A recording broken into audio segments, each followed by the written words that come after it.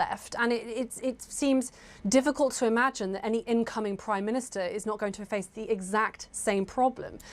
Di Eropa, khususnya di Prancis, situasi politik belakangan ini semakin panas. Presiden Emmanuel Macron yang dulu dipandang sebagai pemimpin muda penuh energi, kini menghadapi badai besar yang datang bukan hanya dari dalam negeri, tetapi juga dari Afrika, benua yang selama berabad-abad pernah menjadi ladang kolonialisme Prancis. Hubungan antara Prancis dan Afrika kini berubah drastis. Dari yang dulu Prancis selalu tampil dominan, sekarang negara-negara Afrika mulai bangkit, menantang bahkan menolak campur tangan Paris. Ironisnya, kebangkitan Afrika ini justru memberi efek domino hingga ke jantung politik Prancis. Rakyat di dalam negeri sendiri mulai kehilangan kepercayaan terhadap Macron. Banyak orang di Paris dan kota-kota besar lainnya turun ke jalan menuntut Macron segera mundur. Mengapa? Karena kekalahan politik dan pengaruh di Afrika ternyata bukan hanya memukul nama baik Prancis di panggung internasional, tapi juga menghantam kondisi ekonomi, energi, bahkan harga pangan di dalam negeri. Rakyat merasa Macron gagal menjaga kehormatan Prancis, gagal melindungi stabilitas ekonomi, dan gagal memimpin bangsa. Mari kita bahas panjang lebar bagaimana runtuhnya pengaruh Prancis di Afrika bisa berubah menjadi krisis besar di dalam negeri yang kini mengancam posisi Presiden Macron.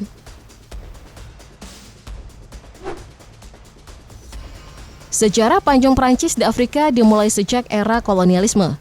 Hampir separuh wilayah Afrika Barat pernah berada di bawah kendali Prancis.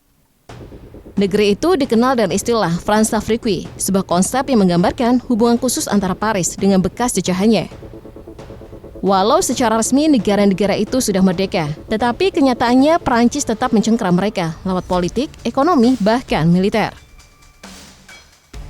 Mata uang franc CFA yang dipakai 14 negara Afrika, misalnya, masih terhubung ke Bank Sentral Prancis. Itu artinya negara-negara itu tidak bisa benar-benar bebas mengatur ekonominya sendiri. Sumber daya alam mulai dari emas, uranium, hingga minyak banyak yang dikendalikan oleh perusahaan Prancis. Belum lagi keberadaan pasukan militer Prancis di Afrika Barat yang disebut-sebut sebagai penjaga stabilitas, padahal bagi banyak rakyat Afrika dianggap sebagai simbol penjajahan baru. Namun sejak beberapa tahun terakhir, peta kekuatan mulai bergeser. Rakyat Afrika makin berani bersuara. Kudeta demi kudeta mengguncang Mali, Guinea, Burkina Faso, dan Niger. Para pemimpin baru di negara-negara itu secara terbuka menantang Prancis, mengusir pasukan militernya, bahkan menutup pangkalan. Yang lebih mengejutkan lagi, mereka justru mencari teman baru seperti Rusia, China, atau Turki. Ketika Prancis kehilangan pijakan di Afrika, dampaknya jelas terasa. Selama puluhan tahun, Afrika adalah sumber energi murah dan bahan baku penting bagi industri Prancis. Hilangnya akses itu membuat biaya energi dan harga komoditas naik drastis. Rakyat Prancis pun terkena imbasnya. Inflasi menggila, harga listrik melonjak, dan kebutuhan sehari-hari semakin mahal. Awalnya protes hanya terdengar pelan. Sejumlah analis di Paris mengingatkan bahwa kekalahan geopolitik di Afrika bisa merembet ke dalam negeri. Namun Macron menganggapnya sebagai masalah sementara, seolah-olah Prancis masih punya kartu as untuk mengendalikan keadaan. Nyatanya, kenyataan di lapangan berkata lain. Saat Niger menutup pintu ekspor uranium ke Prancis, padahal 70% listrik Prancis berasal dari tenaga nuklir, negara itu langsung kelabakan. Harga energi melesat, perusahaan listrik nasional EDF terpaksa menaikkan tarif. Warga yang sebelumnya sudah terhimpit dengan biaya hidup tinggi akibat krisis global, kini semakin menjerit. Gelombang protes pun meledak. Para buruh turun ke jalan, mahasiswa melakukan aksi duduk, dan warga kota besar seperti Marseille, Lyon, hingga Paris sendiri memenuhi alun-alun. Mereka membawa spanduk bertuliskan Macron démission, Macron mundur. Bagi rakyat, Macron adalah simbol kegagalan. Ia gagal menjaga warisan kolonial yang dianggap penting bagi stabilitas ekonomi, gagal menjaga harga pangan tetap terjangkau, dan gagal mengelola energi. Kekalahan Prancis di Afrika tidak hanya dianggap sebagai masalah luar negeri, tetapi sebagai pengkhianatan terhadap kepentingan nasional. Media Prancis yang dulu banyak memuji Macron, kini mulai berubah nada. Harian Le Monde menulis tajuk yang pedas, Prancis kehilangan Afrika, Macron kehilangan Paris. total, on parle d'un déficit à 5,6% du PIB. On voit un déficit qui se révèle dans l'année 2024, qui réveille beaucoup d'observateurs qui se rendent compte que ce déficit n'est pas conjoncturel, il est structurel. Di layar kaca, warga Prancis melihat bagaimana negaranya yang dulu begitu perkasa kini dipermalukan. Dari sini lahir rasa malu kolektif. Bagaimana mungkin Prancis, negara besar dengan senjata nuklir dan kursi tetap di Dewan Keamanan PBB bisa dipermalukan oleh negara-negara kecil yang baru bangkit, kata seorang warga dalam wawancara televisi. Tekanan opini publik ini semakin mempersempit ruang gerak Macron. Dalam politik, persepsi sama pentingnya dan fakta. Meski Prancis masih menjadi kekuatan besar di Eropa, namun di mata rakyat sendiri, Macron sudah kehilangan legitimasi moral.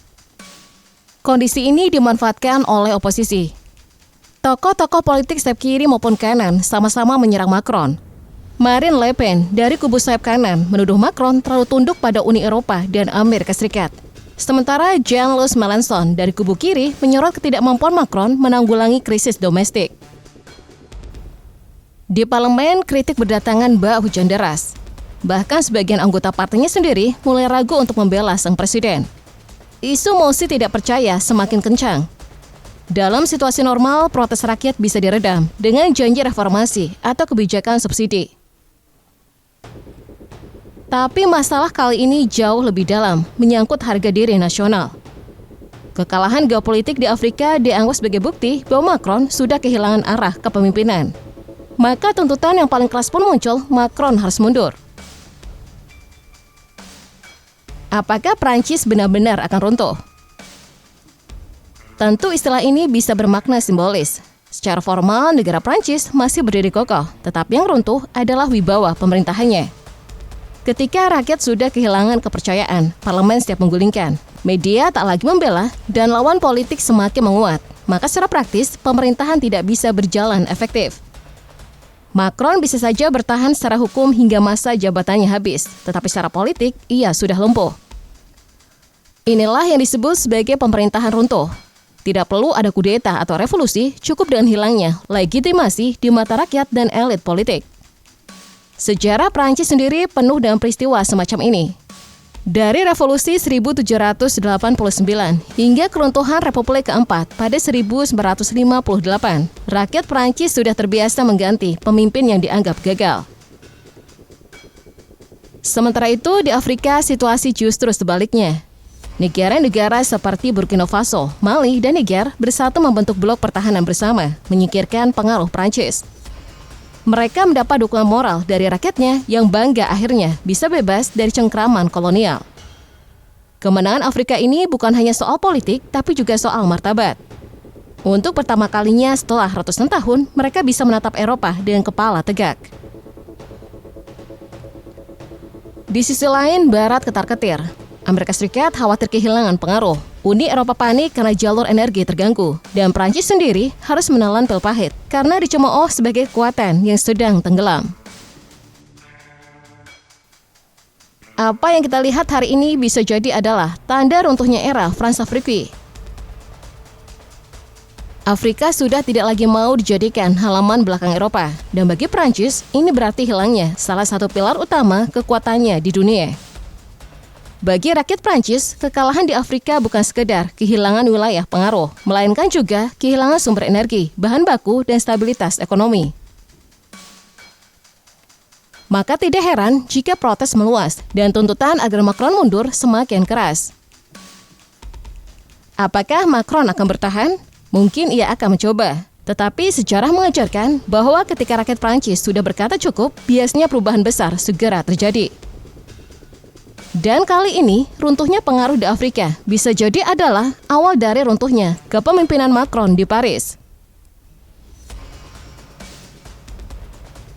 Seeing right there on the lower third of your banner, French government has collapsed officially as the Prime Minister has failed a no-confidence vote within Parliament and will have to tender his resignation. Against giving him the confidence of MPs. He is now expected to tender his resignation to the President, who will accept it. The question is who he decides to hand what is likely to be a poison chalice to next. Yeah.